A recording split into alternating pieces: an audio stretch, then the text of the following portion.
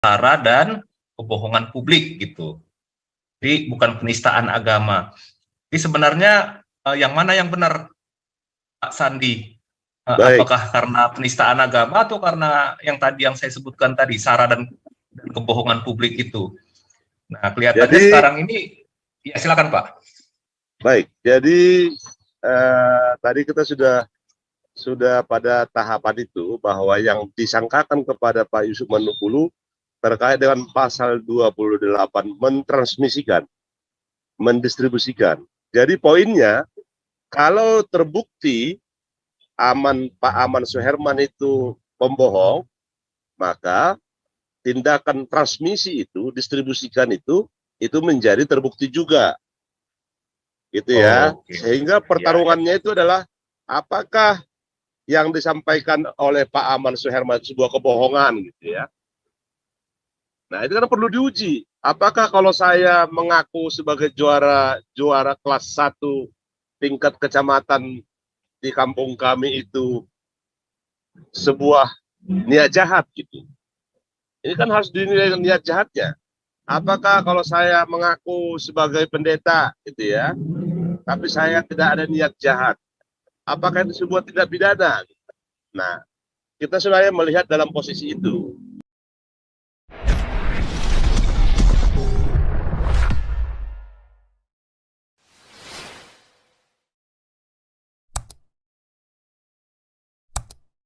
Biwangi sebentar ya, ini biar Pak Wang dulu nih, Pak Wang udah. Ya. Jadi ini saya mau tanyakan tadi, tapi sudah disebutkan tadi sama Pak Paulus sama Pak Andi yang terakhir tadi ya. Yang saya mau tanyakan, ini kan udah ya buat saya sih kelihatannya terang benderang bahwa tidak melalui tahap-tahapan yang sebagaimana mestinya. Yang saya mau tanyakan, adakah sanksi bagi mereka yang tidak melaksanakan tahapan-tahapan itu? Itu aja Pak. Semestinya ada Pak. Jadi kan kalau di hukum Indonesia itu kan termasuk dari peraturan Kapolri tadi itu, ya setiap keberatan yang dilakukan oleh tersangka atau pelapornya apa pelapornya itu, ada mekanisme di Mabes Polri itu dan di Polda Jawa, di tiap Polda maupun Polres itu ada namanya Biro Wasidik, Biro Pengawasan Penyidikan. Di Biro Wasidik itu dapat dilakukan untuk melakukan evaluasi apakah yang dilakukan oleh penyidik itu sudah sesuai ketentuan. Jadi memang Kepolisian Negara Republik Indonesia membuka ruang untuk membuat pengaduan kepada Biro Wasidik untuk menilai apakah yang dilakukan mereka itu sudah sesuai dengan ketentuan perundang-undangan Indonesia. Dan memang dari awal kita kemarin sudah berpikir, sudah kita sampaikan juga ada surat kepada Biro Wasidik untuk mengawasi penyidikan ini. Kira-kira begitu Pak, secara internalnya. Jadi kalau misalnya ditemukan ternyata kalian salah, biasanya maksud saya begini Pak. Oke. Sanksi, yang saya maksudkan apakah ada sanksi? Kalau kita melaporkan, ada, Pak, kalau itu ya, kalau cuma dikasih apa namanya pelanggaran etik dan apa itu akan terjadi terus itu. Dan kemungkinan dan satu hal lagi yang terakhir, kalau misalnya melanggar dengan apa, kan atas dasar itu mestinya dilepas dong, nggak bisa ditahan. Begitu, apa bisa begitu? Bisa Pak, bisa.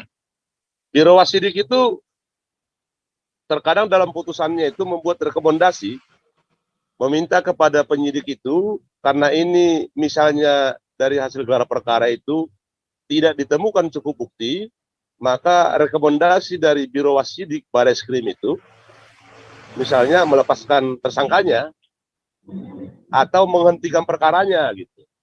Itu bisa Pak di Biro Wasidik itu. Oke, baik. Terima kasih. Baik, Terima kasih Pak. Baik. Oke, lanjut ya Pak Samsung Bobi Wangi. Ini berhubung karena Pastor Paul Jang ada urusan, jalannya pembicaraan atau perbincangan kita pada malam hari ini. saya ambil alih atau diserahkan kepada saya dan Raja Uti, kami berdua nanti memandu. Tetapi tolong diingat, Bang Sandi ini Ya, kan ada kurang apa? istirahat ini, pekerjaan banyak, jadi dieksploitir aja nanti dari Bang Sandi, mungkin dia akan Hmm. istirahat supaya Ngomong maksimal. sebentar Ya. aja, Silakan Samsung Bomiwangi. sebentar aja Pak Santiamer. Yuk lanjut. Aku gimana ya? Topiknya sekarang apa? Udah, dari tadi nggak ikutin. Topiknya ini masalah ini kasus penanganan Yusuf Manubulu. Iya maaf. Aku kalau live Zoom malam-malam suka lupa dengerin tapi mikirin jadi lupa. Jadinya nggak ada semangat. Ya gitu aja. Oke. Nggak nyambung. Jangan, nggak usah dikomentari Pak, biar aja. Jadi oke, itu aja yang disampaikan. Jadi dari Raja Uti ada mau pertanyaan Raja Uti, karena ini ya supaya kita maksimalkan bantuan hukum kepada Yusuf Manubulu seperti yang dikatakan Pak Sandi tadi ya, melakukan yang maksimal, tidak terulang seperti yang terdahulu. Jadi kita sudah menangkap maknanya. Untuk itu kita harus memberikan dukungan penuh kepada perjuangan daripada teman-teman kita ini dan untuk Yusuf Manubulu. Dan ada nanti tentu pengaduan tambahan itu yang disampaikan Pastor Paul itu ya. Atau ada tambahan, silakan mau tanya ke ini klarifikasi atau penjelasan dari sumber A1-nya nih. Jadi kita nanti tidak lihat ke sana kemarin memberi tafsiran sendiri-sendiri. Silakan Pak.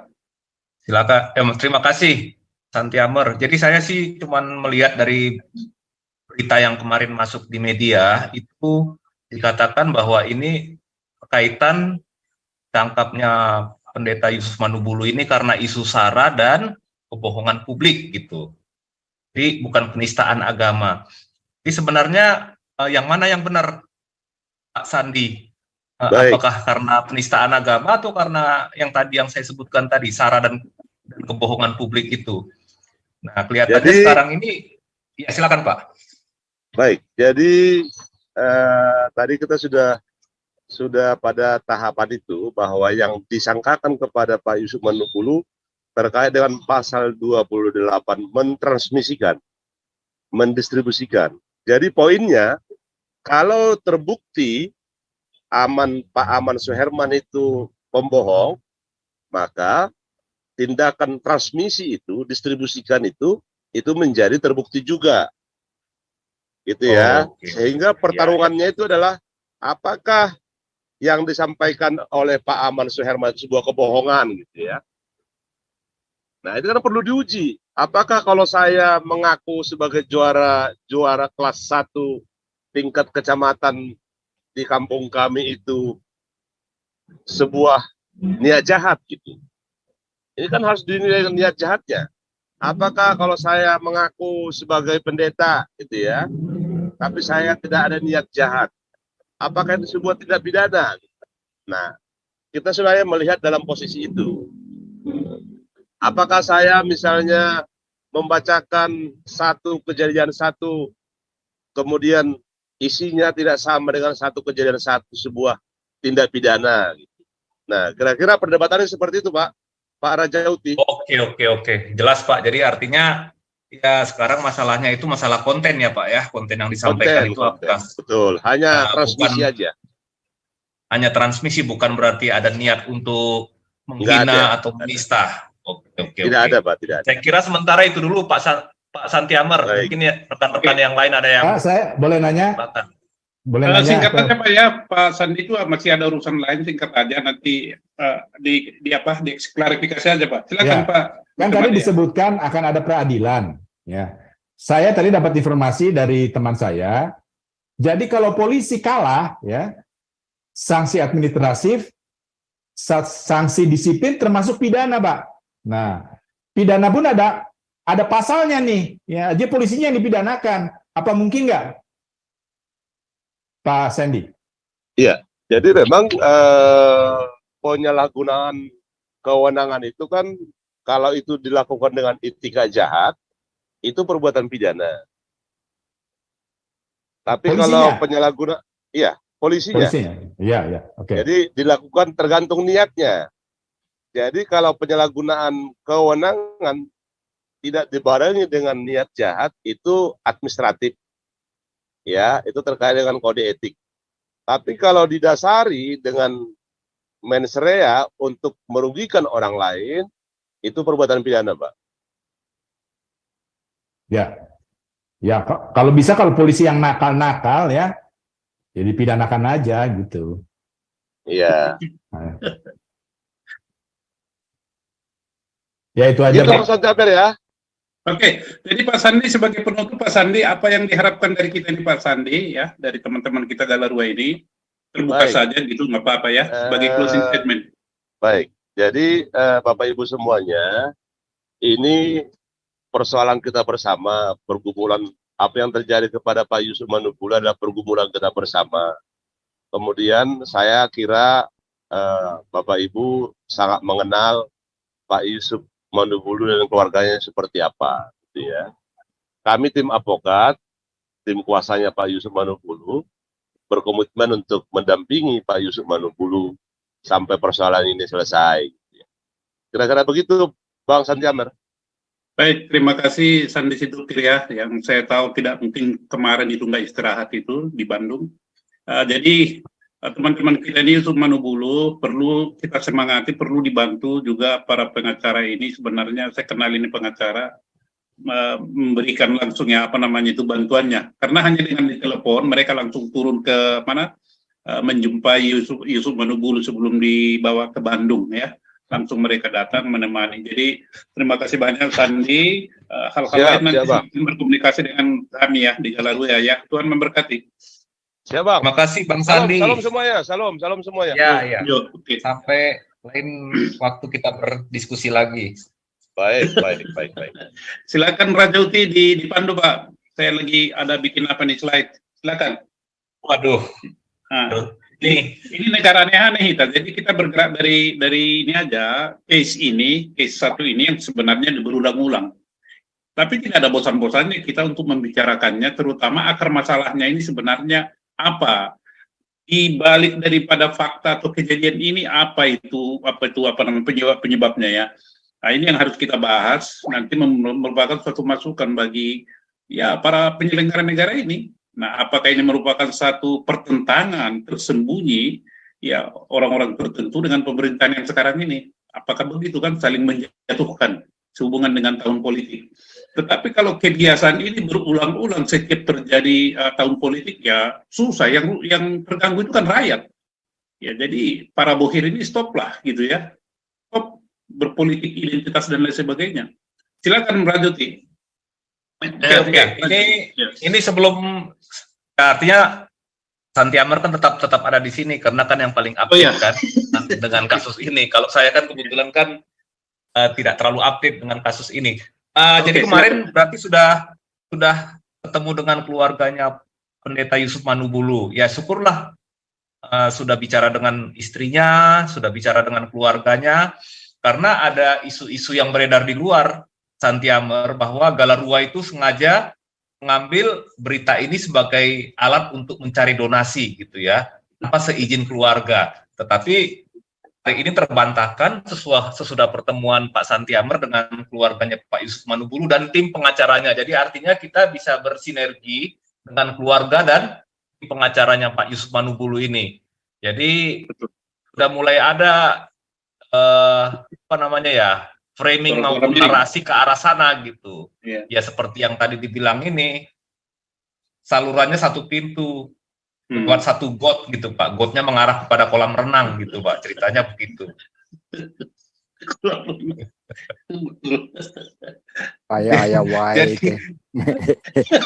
Jadi sudah ada narasi sana tapi terbantahkan hari ini. Silakan.